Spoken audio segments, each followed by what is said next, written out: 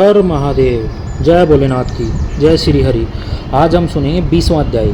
इसमें महादेव जी हमें श्रावण शुक्ल त्रयोदशी व्रत तथा चतुर्दशी व्रत के बारे में बताएंगे। तो शुरू करते हैं हमारा 20वां अध्याय सावन मास का।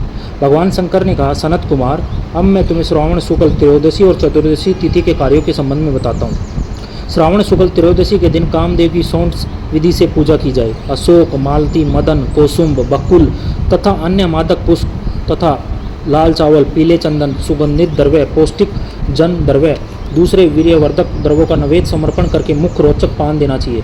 उस पान में चिकनी सुपारी, कत्था, चूना, जावित्री, जायफल का चूर्ण, लौंग, इलायची, नारियल के बारीक टुकड़े, केसर और कपूर डालने चाहिए। ऊपर से चांदी का वर्क लगाना चाहिए। ऐसे पान को सम्रासुर के शत्रु के प्रीति के देना चाहिए। मोमबत्तियों से आरती कर पुष्पांजलि देनी चाहिए। कामदेव के नामों का उच्चारण कर प्रार्थना करनी चाहिए। आप बसंत ऋतु के निमित्त मात्र हैं। आपके मनोरंजन के लिए इंद्र दिन रात तैयार रहते हैं, क्योंकि तपस्वियों से अपने स्थान से च्युत होने के डर से इंद्र आपसे डरा करते हैं। आपको छोड़कर सुदृढ़ मन से भला दूसरा कौन विरोध कर सकता है। आप भगवान श्री कृष्ण के पुत्र अनिरुद्ध, सूरप्रभु, मलयांचल, संभूत, चंदन तथा अगरू से सुगंधित हैं। संसार को विजय करने में दक्षिण दिशा की मल्य वायु आपकी सहायिका है। हे काम मंदन, इस संसार में बिरले ही जितेंद्रिय मिलेंगे जिन्होंने आपने वशीभूत नहीं किया हो। हे कामदेव, आप इस पूजा से प्रसन्न हो। श्रावण शुक्ल त्रयोदशी के दिन कामदेव अर्जित हो जाने से प्रवृत्ति मार्ग लपट जीव को आप अत्यधिक वीर्य और पुष्टि देते हैं। निवृत्ति मार्ग में लगे हुए निरत जीव के काम रूपी विकार को हर लेते हैं। हे तात, तुमसे मैं त्रयोदशी के कार्य कहता हूँ, सुनो।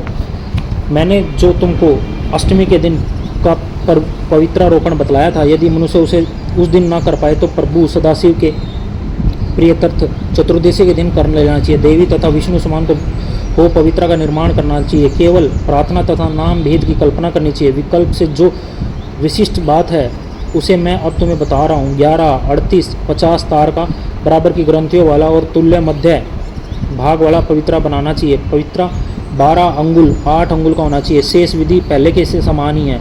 फल आदि पहले की तरह ही है। अंत में मनुष्य कैलाश हो जाता है। ओम नमः शिवाय। शंभ सदाशिव। यहाँ पर हमारा 20वां अध्याय संपन्न होता है। ये छोटा सा अध्याय था, इसका पाठ आगे आएगा।